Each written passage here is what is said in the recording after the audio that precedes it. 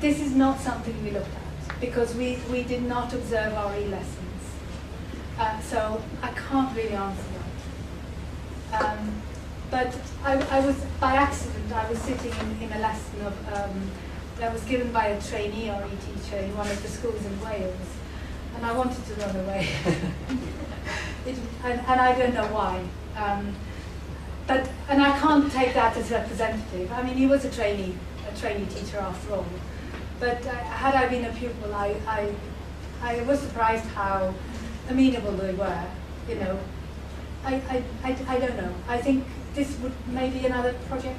Yeah, but did you find that the students in less diverse schools, where the school population was of different Christian denominational faiths, did you ask them about their attitudes towards other? Yes, I think that is a question to look at for the Northern Ireland schools. Okay.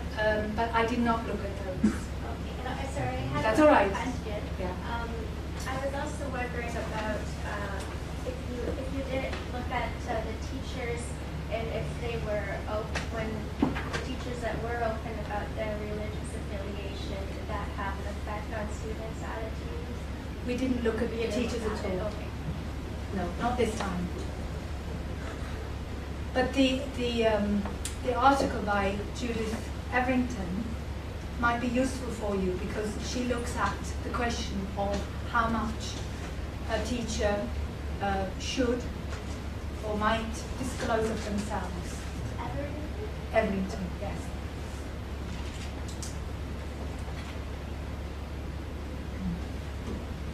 Leo, your hand was waving a while. Did you?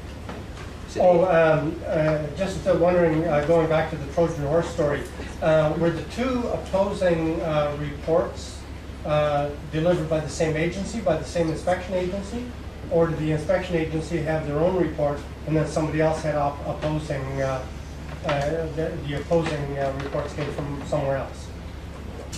Now you're asking me how Ofsted is organised. Ooh, I don't know. I don't know. Okay. My guess is, I don't know. I no hostage to fortune in this instance because it's too important. But actually it's a good question to look into. Right. Yeah. Okay. There's also been a lot of change in the way schools are inspected. We have now subject reports, and these happen in a different rhythm than we are used to. So something to look into. Right, Sunil. Nobody else is going. Okay. Quick question. Were there a lot of students who said that they didn't belong to any particular religion but were religious in some way? That's a category I'm quite interested in. Again, with the focus group discussions, you don't know how representative they are. But we do know that, as it were, despite...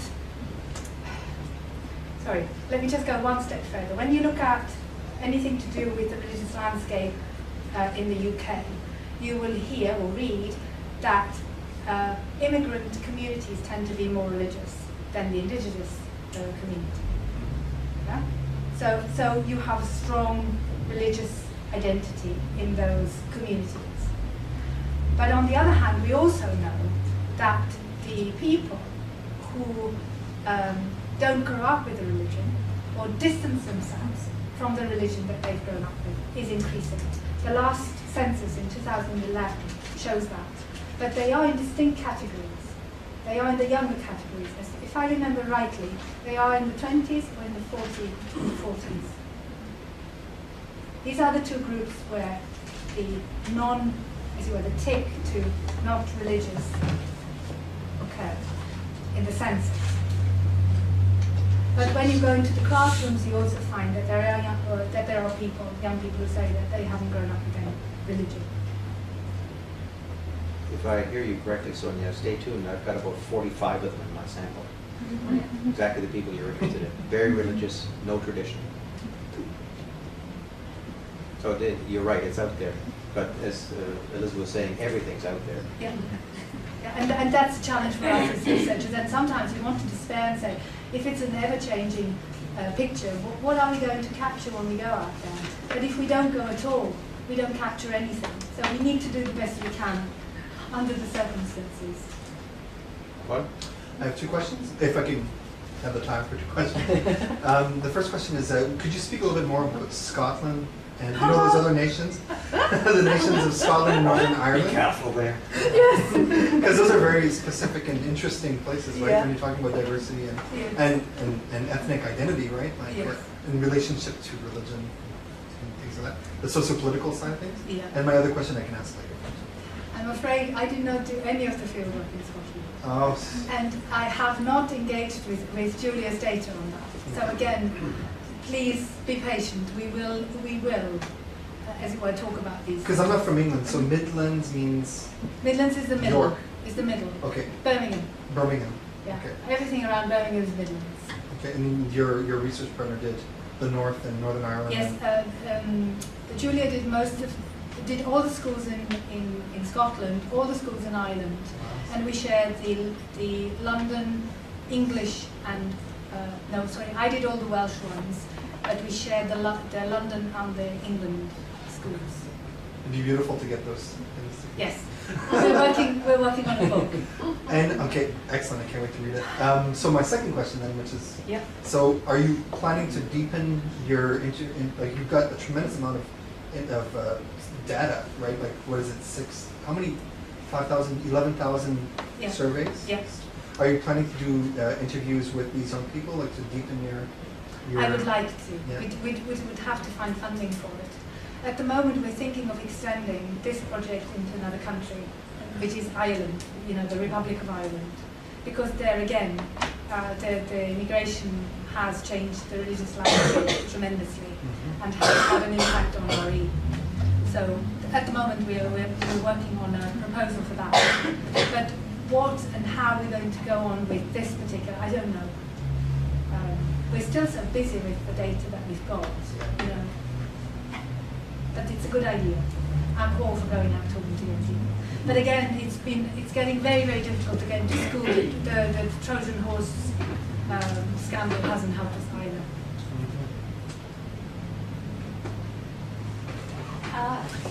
In terms of attitudes in shaping, in terms of factors shaping young people's attitude towards religious diversity, what about the role of media, social media, popular culture? How did that come up? Yes, we asked the question about that both in the discussion groups. That was one of the major areas, but also in the questionnaires. I haven't looked at the data from the questionnaires, but the media have more of a negative influence than a positive one. Of course, the first thing is that young people don't go out of their way and find, as it were, stories in the news that are related to religion. It's usually headline stuff that they consume.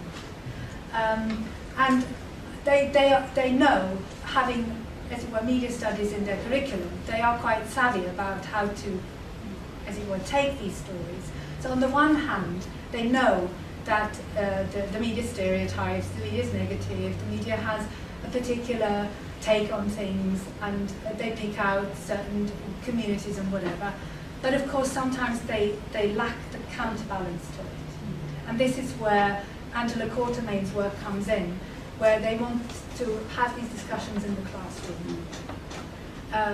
Yes, I think more,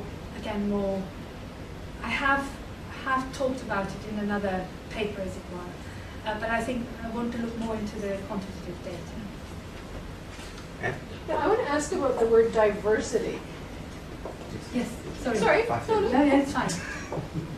You're fading? No, no. I want to ask about the word diversity because you said you didn't tell them what diversity was, right? But you, in the briefing, the explaining the project, you used the word diversity. So what did you tell them the project was about? Because you're calling it about diversity, and how did you pitch it to them? I'm just thinking back because it's so long ago.